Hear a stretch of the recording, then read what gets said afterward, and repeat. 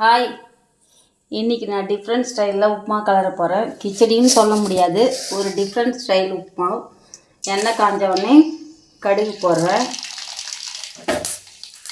அடுத்தது கடலைப்பருப்பு நாள் போடுறேன். அடுத்தது பட்டை ரெண்டு கிராம்பு. அடுத்தது வெங்காயம் போடுறேன். வெங்காயம், தக்காளி, பச்சை மிளகா, இஞ்சி பொடியாக கட் பண்ணி வச்சுக்கிறேன், பூண்டு கட் பண்ணி வச்சுக்கிறேன். எல்லாம் ஒன்றா போட்டுக்கிறேன்.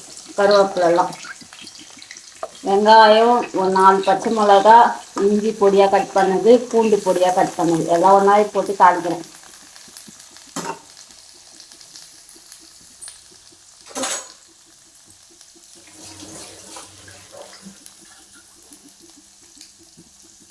எல்லாத்தையும் ஒன்றாவே வதக்குறேன்.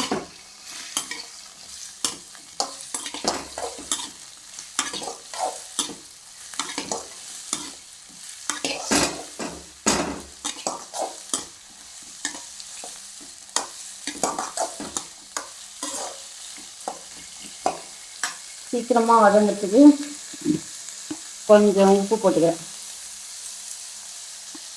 சீக்கிரம் வதங்குது.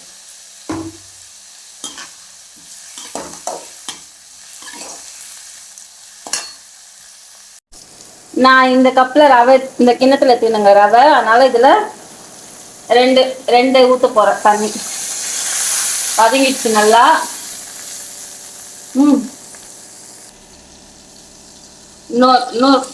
இன்னொரு கிண்ணம் தண்ணி ஊற்றிட்டேன்.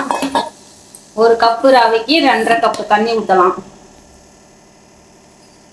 பசங்களுக்கு வெள்ளை உப்புமானா பிடிக்க மாட்டேங்குது. இதுமாதிரி டிஃப்ரெண்ட்டாக என்ன செஞ்சு கொடுத்தா சாப்பிட்றாங்க. மஞ்சத்தூள் கொஞ்சம் போட்டுக்கணுங்க. தண்ணி கொச்சிச்சிங்க, தேவையான உப்பு போட்டுக்கினேன். அதான் ஒரு கப்பு ரவை எடுத்துக்கிறேன்னு சொன்னேன் இல்லையா, அதில் 2.5 கப்பு தண்ணி வச்சுருக்கேன். 2 கப்பு வச்சுன்னா பழன்னு இருக்கும். நான் 2.5 கப்பு வச்சுக்கிறேன். பழன்னு எல்லாம் நீங்கள் 2 கப்பே போதும், அதில் வெந்துடும் நல்லா. ரவையை கொட்டி சிறுந்தியில் வச்சு கலருங்க, இல்லைன்னா கட்டியாக சிறுந்தி ஆக்கிடுங்க கேஸை. இந்த மாதிரி உப்புமா செஞ்சு கொடுங்க, பசங்களுக்கு நல்லா சாப்பிடுவாங்க.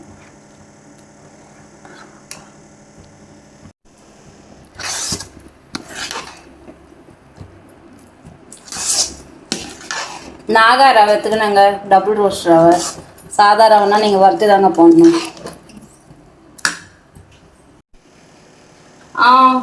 உப்புமா எடுத்துக்கிறேங்க தட்டில்.